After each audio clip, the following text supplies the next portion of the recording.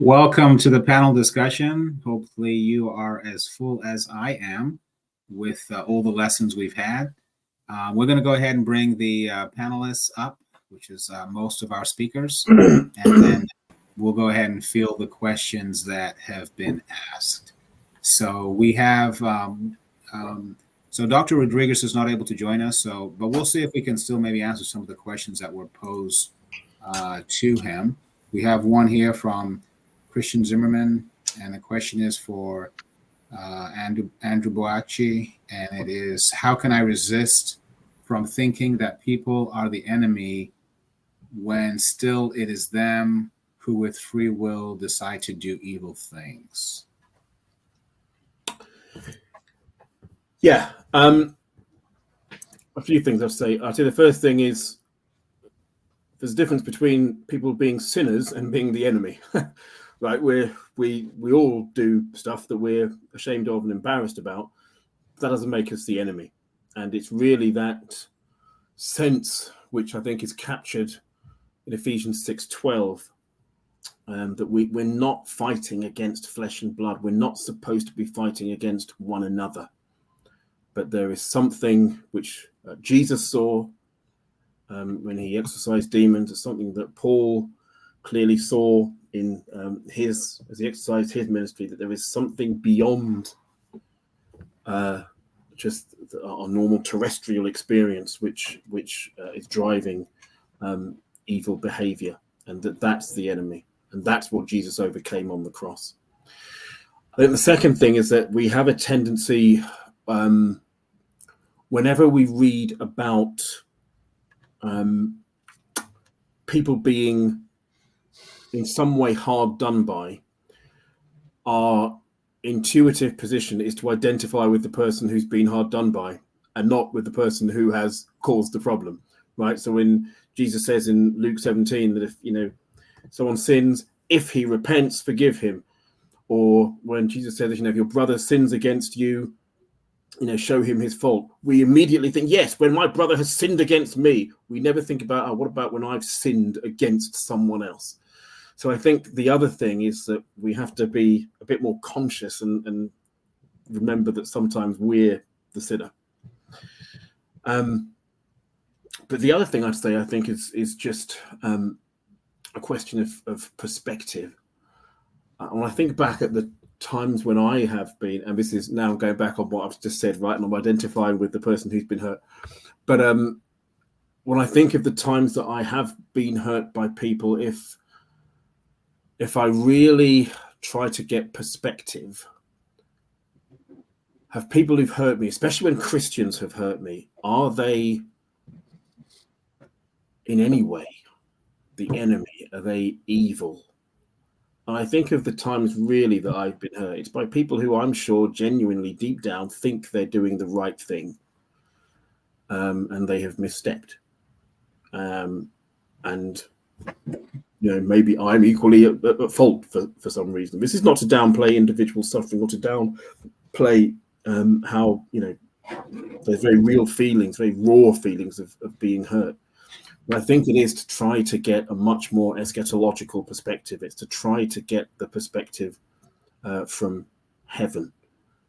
I don't think any time when another Christian has offended me or hurt me that they've done so because they get some kind of sadistic glee from seeing me in pain. They think they're doing the right thing. And it's the same thing when I've hurt people. I can't think of a time when I have woken up in the morning and thought, who can I hurt today? And yet still I've hurt and offended people, even with the best intentions of the world.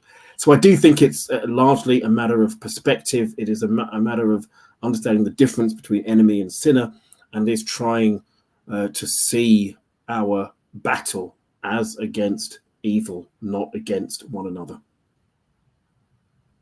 Thank you. Yeah, I think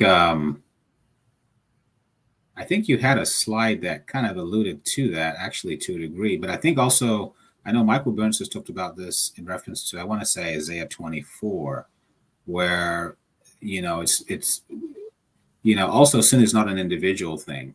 I think is one of the things that he addresses, that it's actually, more of a we have not addressed, I think, the collective sin is one thing I think he talks about, and the fact that I think it's Isaiah 24:12, how in the end God is going to take both the rulers who commit sin plus those in the heavenly realms, and I'm probably butchering it to a degree, and he's basically gonna disciple all of them. So I think there's an aspect there where, again, it's not just individuals that we're fighting against, but also the powers, so to speak. Okay. The question I do have, this is for Dr. Reggie Williams. What would you say are some of the common elements between Bonhoeffer's time in the U.S. as far as some of the things that he did, and some in the U.S. and some of the things he did in Germany as far as fighting for the marginalized or those who are in a non-dominant society? Yeah, good question. It's a challenging thing to say fought for them.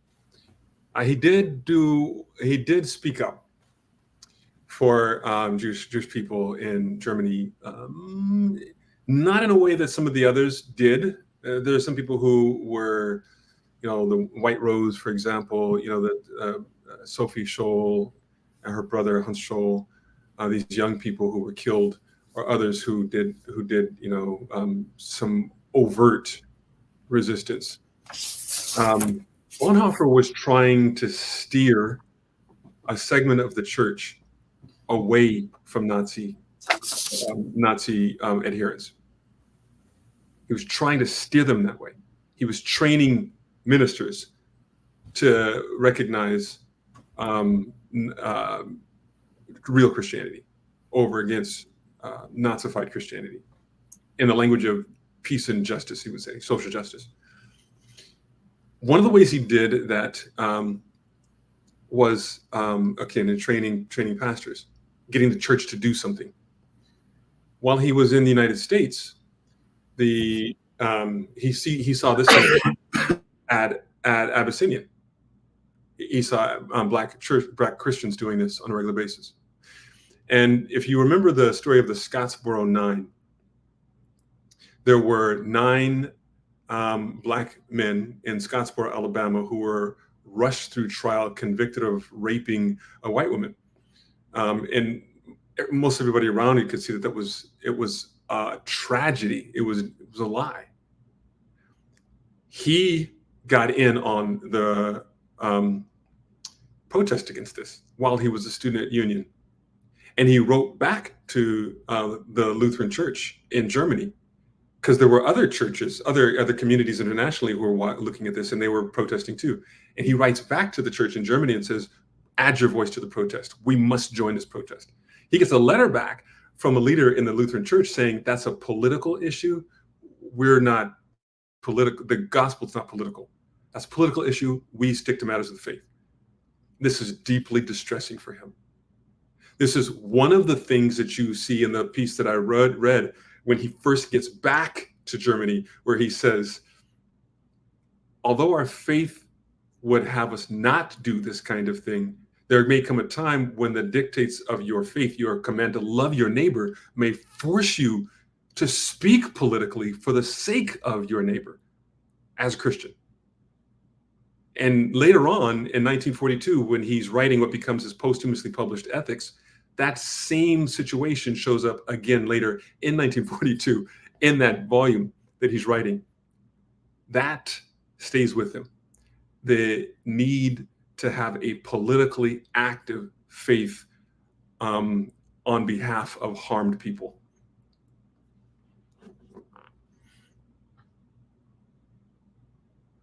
You're muted. Thank you.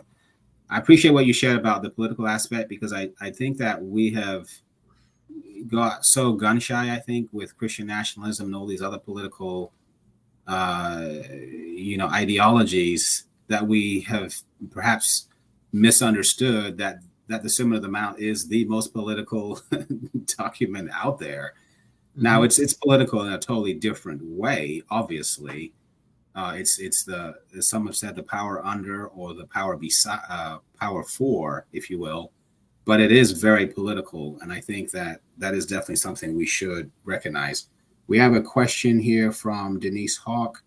I would appreciate hearing more about the intersection of faith and social activism on behalf of the poor, oppressed, and marginalized.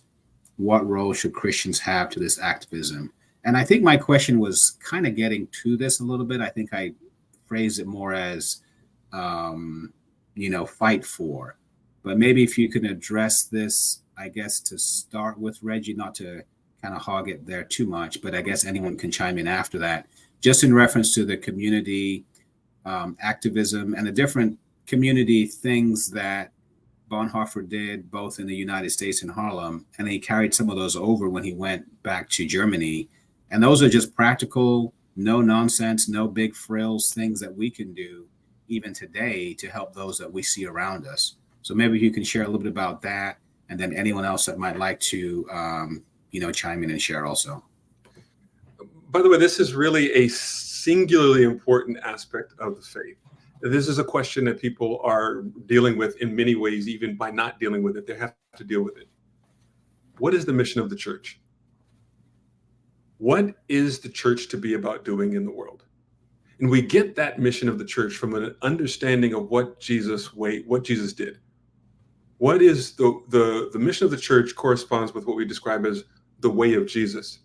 Was he just here to make you fit for heaven and avoid hell? And that's it? That Christians are to be pulling souls, as it were, from the sinking ship that is the world and placing them in the lifeboat that is the church, and you say nothing about the conditions, material conditions of life? Is that what Jesus did? And he was crucified because he was talking about heaven? This is a fundamental question that we are to address. And historically, Christians who will make that claim that it says nothing about politics are Christians who are doing something with politics. They're doing something else with the political structures, and they don't want you to engage that at all. Thank you. Yeah. Just to say that. And one more piece about that. The way in which we organize community life together is what politics is describing. Should we be engaging community life together? For whom? For what reason? Distribution of goods and services, these kinds of things. That is faith. That's inspired by your faith. Thank you. Roger, did you want to share anything? I know the Boston Church has done quite a number of things that I think are pretty inspirational. I don't know if there's anything that relates to that you'd like to add as it relates to community service events or anything of that nature. Oh, thank you. Well, the things that I see I really am encouraged about with the Boston Church is their extensive hope work. I think all the different projects take up 2 or 3 pages. And to Ken Lowy's credit, who's built that over decades. And everybody in the church, most everybody's involved at some point with serving and helping in some way or another. And then people are always coming up with new ideas. You know, one of our ministers who loves to cycle set up a program to get bicycles to underprivileged kids. And they have a big giveaway every year with a training course, how to use them and stuff. So there's just a lot of different ways like that. Boston Church has had a food pantry for 40 or 50 years now. And on and on. So there's a lot of things like that. They're just built as a part of the fabric of the church's behaviors, which I love. The other thing I'm proud of them about is they're not shying away from addressing the tough social, cultural issues. And a lot of our churches are still afraid to address them, my observation is most of the time it's because they don't know how to address them. They've not been trained, they've not been used to it, and they need somebody to help them know how to do it. But in the last decade, our church has gone through so many incredible transitions, and losses from Wyndham Shaw, who was key to building the infrastructure of the leadership after the crisis, to changing our lead minister, to every region now having its next generation lead minister. But in the meantime, addressing the social issues, the gender issues, race issues, et cetera, et cetera, et cetera. So I think we just have to learn how to do it in a spiritual building way, where it really has an impact, but it also involves everybody who's thoughtful, well thought through, but don't be afraid of it. That's what gets us into trouble, and we avoid difficult issues, but difficult issues will come back and bite us every time, just like in our other relationships. So we've got to do this. We got to, I think, have this culture of we're not there yet. We're not ever going to get totally there. What do we need to learn next? What's the next thing we need to learn and to grow and to change in? To be like Jesus is the great thing. Is we have his example of how he helped people, of the marginalized, the oppressed, the wealthy, everybody. We have examples there, and how the early church did it also. Can I just add one thing about the enemy? Yes. Thing. I think there's a lot of anger that people have that's pent up, and that's a natural reaction to being misused and abused. It's also a natural reaction in grief, and this is where I learned it. I mean, I've had instances that I was totally betrayed and stuff like that. I understand that, but the grief was what really got me. And what do you do with that anger? And then I was reading through Jesus at Lazarus, raising Lazarus from the dead. And I went back and did more digging. And the actual original language says twice in that passage that Jesus was angry to the point of shaking. Now, we don't focus on that. We focus on the wept. But Jesus got mad. He was upset. And then I thought, well, who's he upset at? He's not upset at Mary and Martha. He's not upset at the family. He's grieving. He's not upset at the Father. Who's he upset at? He's upset at the one who brought death into the world. And the pattern is the same since Genesis. Did God really say that? Do you really have to believe that? And then we sin and we cause grief to come into the world. And so Satan caused death to come into the world. Satan took his friend and he was upset, but he expressed it. And that helped me a lot because I didn't know what to do with my anger. I didn't know where to put it. But that's what Ephesians 6 is for.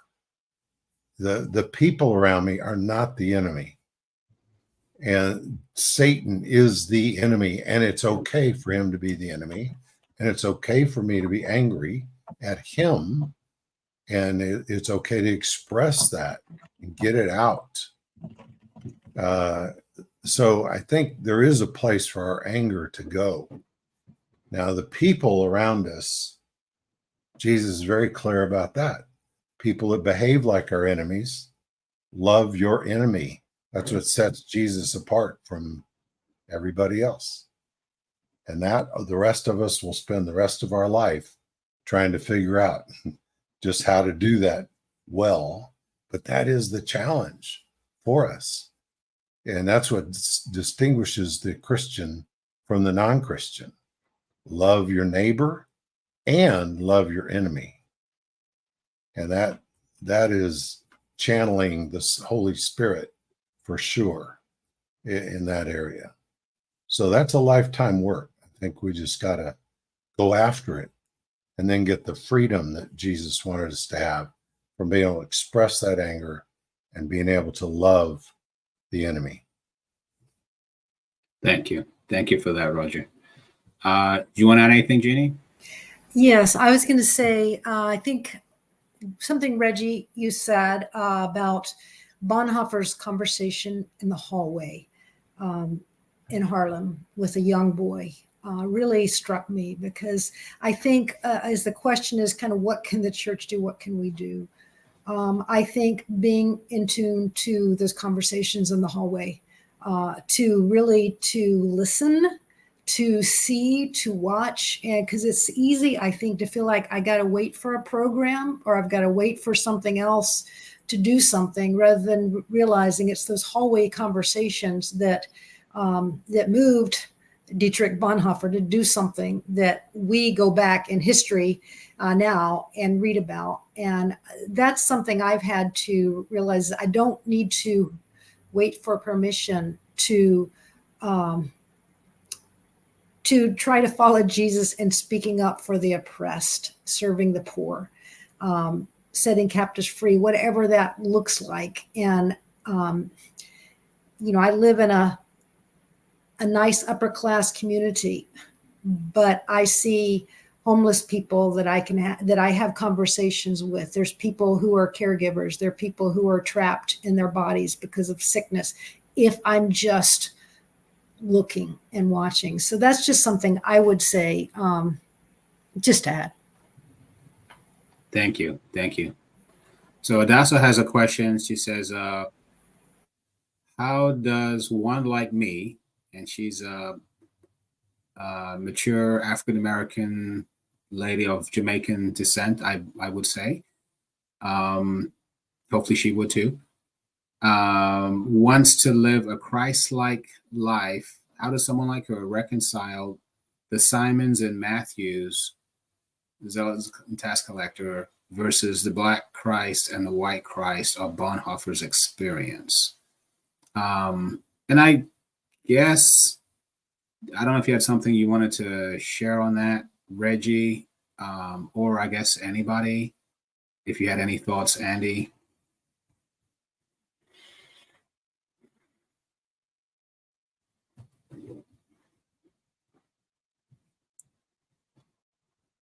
Speaking of Simons and Matthews that left an impact.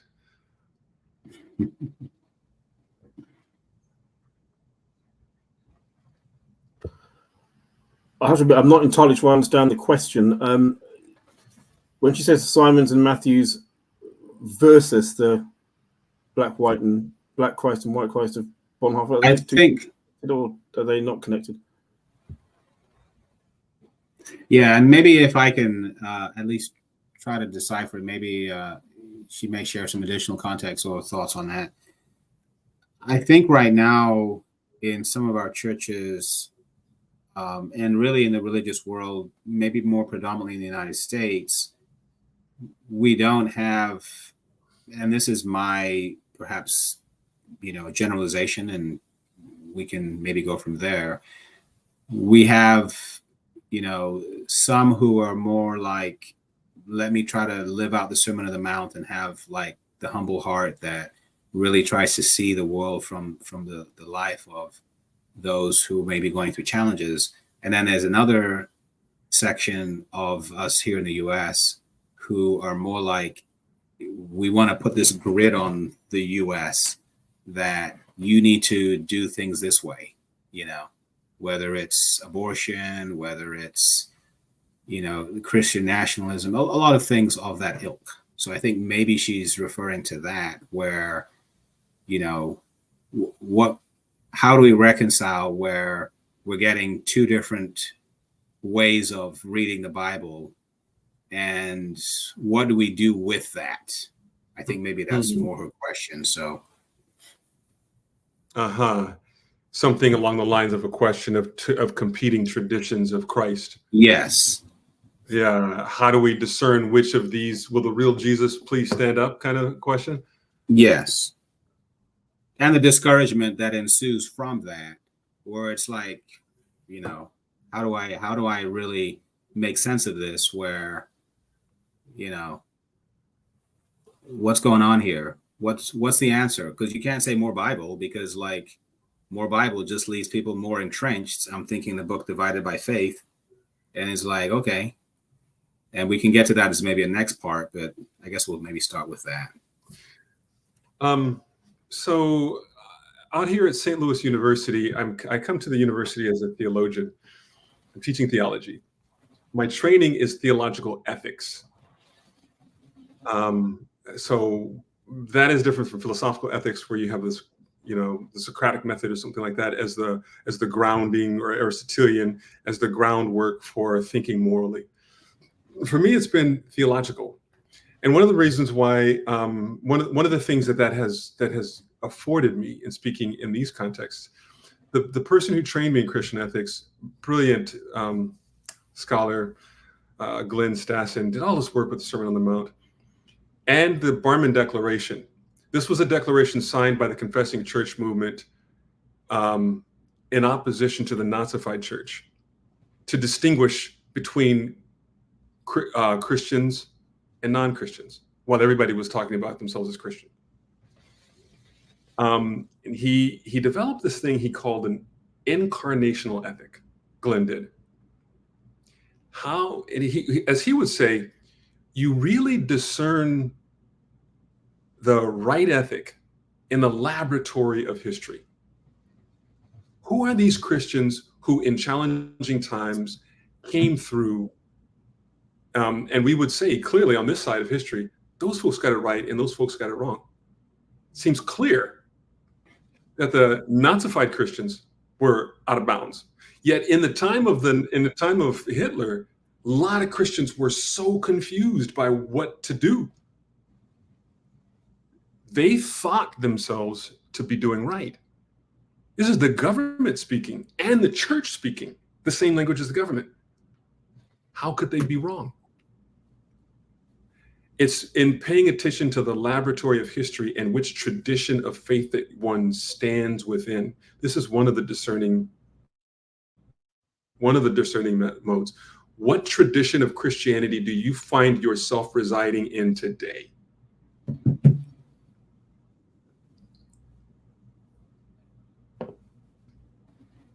Thank you. Andy, any thoughts?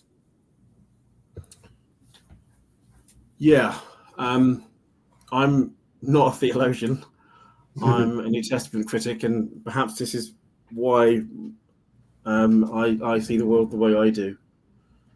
And just even seeing the sort of question that just came through as well, which seems to be augmenting the previous question.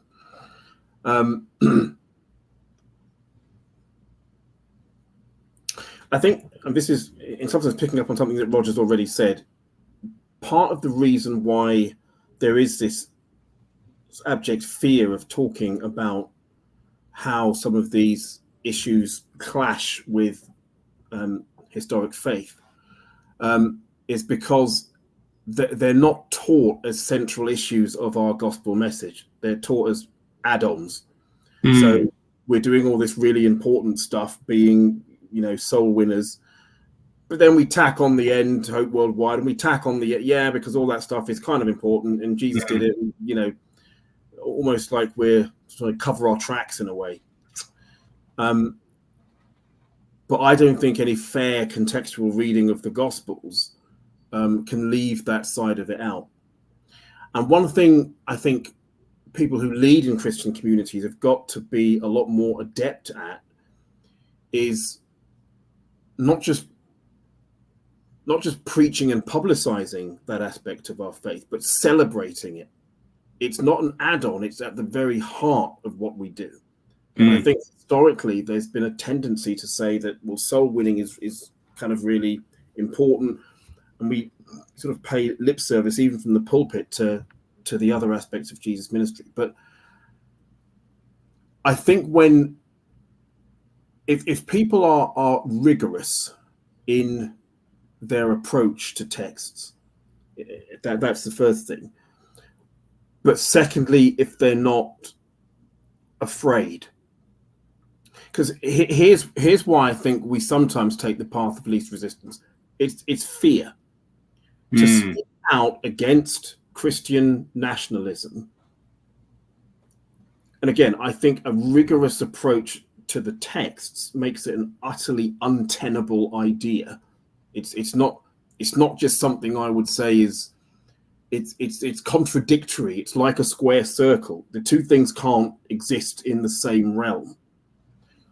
But it takes a lot of courage to say that in a forum where the sort of so-called benefits of Christian nationalism loom large in the public square. But you see, this is true with so many things. After George Floyd was murdered, I was kind of doing a lot of work with the Methodist Church, with the Anglican Church here, and talking about racial reconciliation. And what Jeannie says about, picking up on Reggie's comments about the sort of corridor discussions, it was really clear that people were terrified of having these discussions. They didn't want to find themselves in a firing line. And I think this is where we have to really deeply reflect on the cross. The cross is the ultimate firing line. It's Jesus in the firing line for everything that matters. And if, as many of us have asserted today, that our unbending allegiance is to the kingdom of God, then there has to be a courage about truth. And oftentimes that courage is just to speak up when we see pain. When we see people in pain, to speak up. One of the sessions I had with the Anglican Church, and I was bringing up an issue. I won't go into all the details now, but it was an issue where a young black man was turned away from a curacy in a rural town in Britain because he was told that the demographic is too white and working class, and he wouldn't fit in. And one of the things that I talked about courage.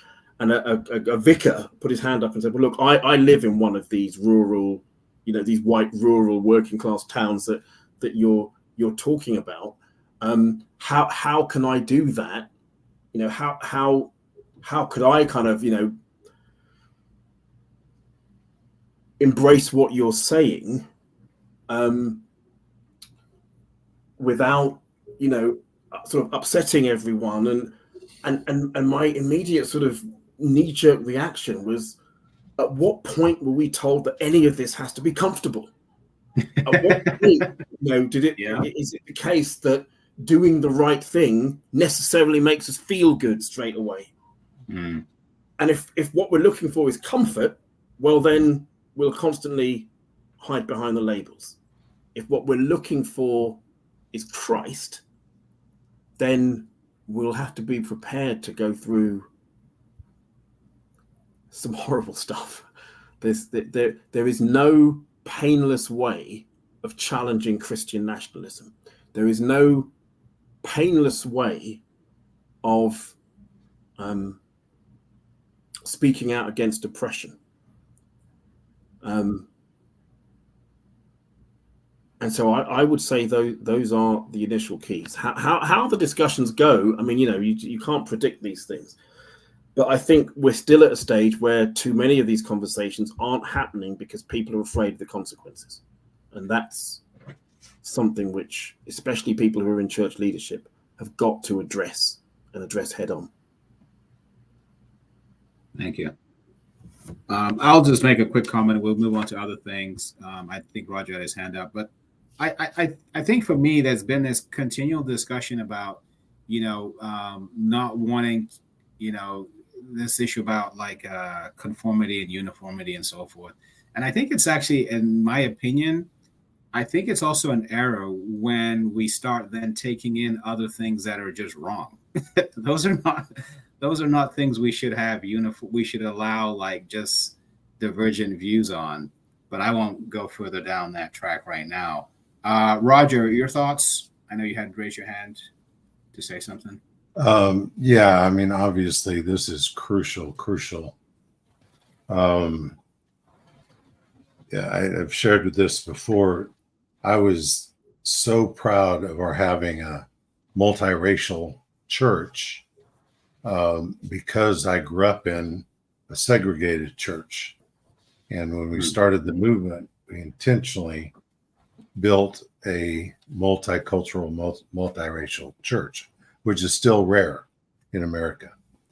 But what I lost track of was just because you're going to church together doesn't mean you're connected deeply.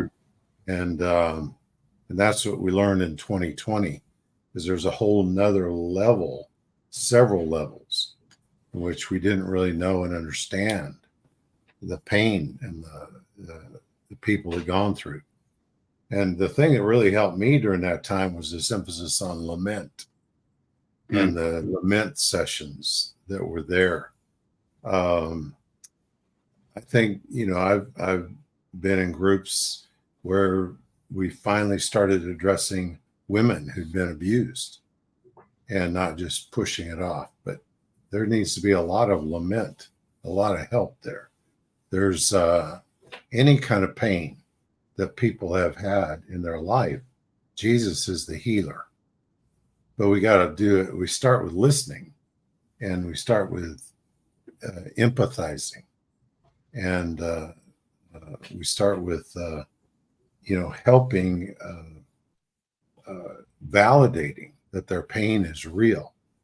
And if we don't start there, then, we don't have, we'll just, it'll blow up in our face eventually. But again, and then once you do that, then you can point to Jesus and talk about, okay, now here's how we can solve this, or here's how we can change. What we did here was we figured out that we didn't know how to have these conversations. And that was the root problem. Our leaders didn't know how. And so the elders and the evangelists asked us to come up with a program to help them learn how to have these conversations. And that's where People of All Nations developed. They totally invested money in it, time. We developed it together. And it's not going to solve all our problems, but it gives us the tools to how to have these difficult conversations and still stay united with each other. And I think we've got to be careful when we see people, not knowing how to handle this, point the finger and make scapegoating and shaming leaders. That's not going to help anybody. That doesn't help that leader want to address the issues. That makes them run from it. And maybe I'm speaking here from years of being in that seat. And there's lots of critics who've never sat in that seat, have no idea the pressures of that seat and the challenges of it. And what they need compassion, they need help, just like we need help from the leaders and their compassion, etc. It's a fellowship. It's not a clergy laity thing. So I just would say that. The other thing during this politics thing we just did, the next video that you didn't see is focused on loving one another and guidance. And we heavily go into Romans 14. Our society does not know how to disagree with each other and still love each other. It's obvious. But in the church, we have direction on how to do that. So if we can define what the spiritual issues are, those are non-negotiable. But if then we come down to a point of we have a disagreement on viewpoint and opinion, Romans 14 gives a roadmap for exactly how to love and treat each other. We don't spend much time in Romans 14. And I think now's the time to learn that and absorb it and to share it with other people, because it's where we're at. You know, the person that didn't, and this was a huge issue and a cultural issue. People that violated their conscience to eat meat offered to idols. They thought that was idolatry then. And so they were so against these Christians that were okay with eating it. And they felt they were sinners, should be kicked out of the church. You shouldn't have anything to do with them. And Romans 14 just really parses out. You don't look down on each other and you don't judge each other, but you work it out and you respect each other and you stay united in spite of that. So again, if it's a main sin issue, et cetera, that's one thing. But some of the things we call sin issues are really strongly held opinion issues. And we got to have wisdom and discernment to know the difference between the two of those. Mm-hmm. And then if we love like Jesus told us to, then we'll be able to have those conversations and be able to resolve those things and move on. I don't know. I hope that's helpful. Thank you. So I just got Jeannie Shaw's book here, Reexamining Our Lenses.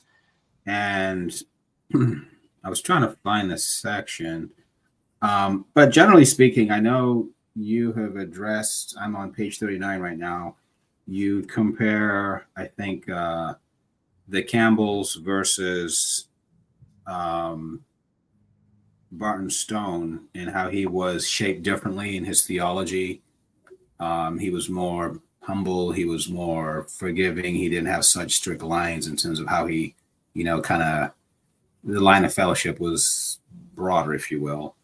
And I didn't actually know some of those things. And I guess my question specifically is, what type of teaching would you recommend for us to have a better historical understanding of our churches, just for those of us who are in the International Church of Christ, but just history in general? Because I think there's so many things we can learn from history. Specifically, I'm just thinking for myself right now, the gospel you can't understand unless you understand the Old Testament and the kingdom coming and all these kinds of things. So the role of history is very important. So in terms of us really understanding things and our spiritual formation. So I guess what's your recommendation in terms of teaching history? What things would you recommend that would help us in, number one, understanding just history, period, that applies to us, maybe our churches and just in general, and then also just for spiritual formation? What would your recommendation be for churches that want to go after spiritual formation? Well, I think one is that we need to have an understanding that we really don't know a lot of church history. It hasn't been taught in our churches. Mm-hmm. And, I think early church history, Reformation church history, but then Stone Campbell church history for sure. That is, a lot of our churches think history started in 1979. And that we really weren't influenced by really founders of the Stone Campbell movement, who were very different than what we might think that they were. I just think we need to have some classes that teach this, and that we get it from not just a YouTube or a TikTok, but is that right? TikTok? Yeah. Okay. But that we really have some teachers that have studied this and that maybe prepare some classes that we learn from this so that we can at least know what we're talking about. I've been in the church for I was taken as a baby. I'm 70 years old and in the Churches of Christ. This was pretty new to me. Sad. It's not that I hadn't heard these names. I just didn't know. And I did not know how they impacted the way we read scripture, particularly hermeneutics. And I think there's such a maybe naivete and thinking, well, the Bible says it, that settles it. Certainly, Andy can speak a lot to this, but I would just say church history and how to read and interpret the Bible and hermeneutics is really important undergirding of faith. That is some meat that people need. Certainly, we need to know who Jesus is, what he offers, and what he stands for, and what it means to be an apprentice of Jesus. But we've got to go deeper in that. And I think one of the problems has come. We've been very disrespectful, I think, to others who in other streams and other, even within our own Stone Campbell movement, we have all the truth and it's wrapped up in our back pocket, and that is just such a harmful demeanor, I think, to have. So I would just say, a desire for it, offering it, because it makes a difference. How we view the Bible, how we view God, how it makes a difference in how we're formed. It really does. Mm-hmm. And I know, I feel like I have grown more in the past decade than I have in my entire Christian life. So that's just what I share. No, thank you. We'll maybe get some more time, and maybe we'll send something out to participants on maybe some specific resources and that kind of a thing, specifically on spiritual formation. I think that's huge, obviously. So we have a note here from Gail, and it's question is to you, Roger, but it's probably, I would say maybe it's to Jeannie too. I think you may have been, I don't know if you are, but you were on some committees, I think, as far as the church as a whole. Question is there a process to help the church leaders understand and address the issues brought up today, as in at this conference here? Are these kinds of things brought up at leaders' conferences? And I guess maybe I'd add a point to that, and hopefully Gail won't mind, is that I know with our current structure, there's really, again, no one kind of overseeing everything, which is good. But then at the same time, it also, and I mean, you guys can help me if I'm misunderstanding this, it also doesn't lend itself to saying, hey, Christian nationalism, or I don't know, whatever, as an example, or sexuality on the left, whatever it is. So I guess the question is there a process to help leaders understand and address the issues brought up, some of the issues we brought up today, and I'm sure others have brought up similar issues. So I guess, Roger, Jeannie, thoughts? I served as chairman of the service teams for several years, coordinating them. And it was during the time that the ICOC US squad was forming, when some of these brothers, like Scott and a number of others, brought these issues to the attention of the leaders. And it was met with trepidation at first, just like we're talking about. People were afraid to step on a landmine, and didn't know how, because we'd not trained how do you deal with these things. But because of their persistence and because of the openness from the other leaders, then every leadership conference that I went to after that, there was something on the program that addressed this. I know that in Orlando, the World Missions Conference, there were a number of presentations by the U.S. squad about these kinds of issues and training sessions and so on. So since I've retired, I'm not involved in those leadership meetings anymore. So you have to ask Scott and some of the others how it is now. But I do know that it definitely has drawn the attention of the leaders, and that, you know, your leaders want to be able to handle all these things and deal with them well, and build the church, and build the families, and build spiritual formation. That's why they give their lives to this. They've devoted their lives to it. They don't know everything. They don't have all the tools sometimes. And some of them will go after learning, and some of them won't. And that'll come out. But we're talking about it a lot more than we used to. Do we need to talk about it more? Absolutely. And I think we need to learn how to teach our people how to have these crucial conversations and still stay in love and united with each other, but dealing with realities. Jeannie, do you have more to add? Oh, just something you said earlier, Roger, I think is important. You said something about we've got to learn to lament. And there are things that I think most leadership, many leaders in the church would agree with. Wow, this was handled really badly. This was wrong.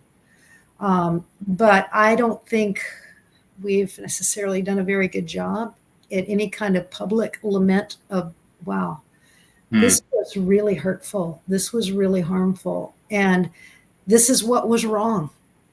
And we're sorry for either teaching that or condoning it. I would like to still see more of that, because I think sometimes people don't know and can feel stuck, feeling like I feel like this wasn't right. I feel like it, but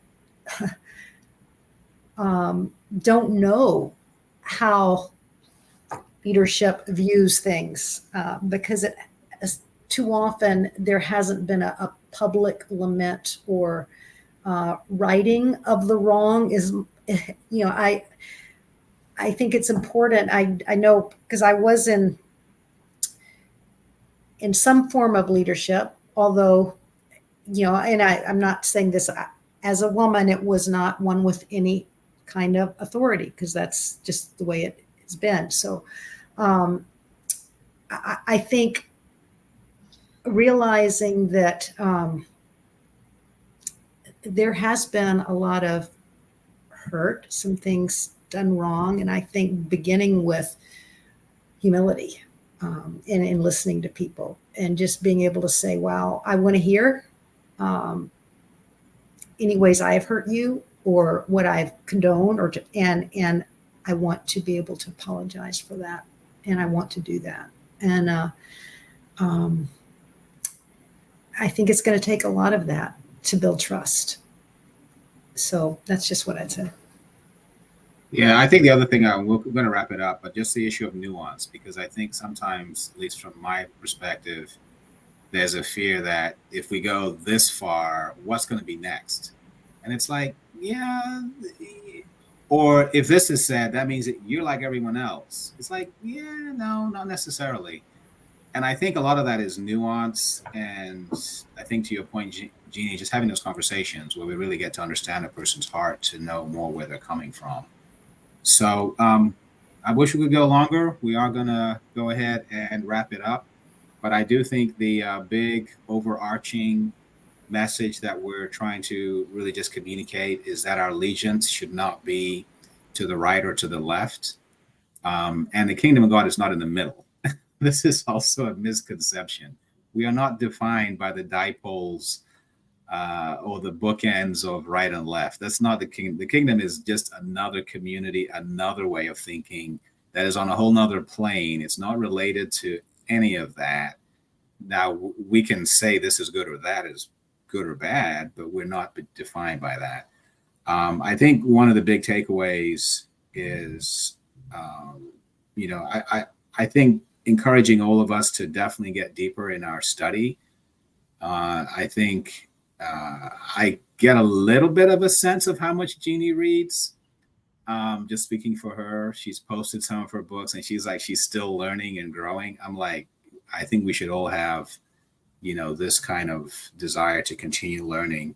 I also think I want to just commend Dr. Reggie Williams on his scholarship for just in bringing so much to my mind as far as Bonhoeffer, because I've read The Cost of Discipleship. I've been inspired by his life, but I was like, wait a minute. He didn't get his theology from Berlin, his main core theology, at least from my understanding, is when he went to Haarlem, and that's where he really understood the life of the non-dominant culture, to really view things that way. And he took that same mindset to Germany. It wasn't about blacks necessarily. It was about the non-dominant and really seeing things from that vantage point. And in my opinion, I think his heart was more shaped in the form of the Sermon on the Mount through that time. And, prayerfully, each one of us will have more of that shape to our heart and see things in that light. So hopefully you were all inspired by the lessons that we were given by the various speakers. And I think it's a lot to take in. The lessons are definitely available to watch, later on. I definitely would encourage you again to read the various books that have been put out. And we will have another conference at some point, but definitely have a great rest of the day, and want to thank all the speakers, even those drinking tea and teaching about masculine, to have just an awesome, awesome time. And we'll talk again. Thanks so much.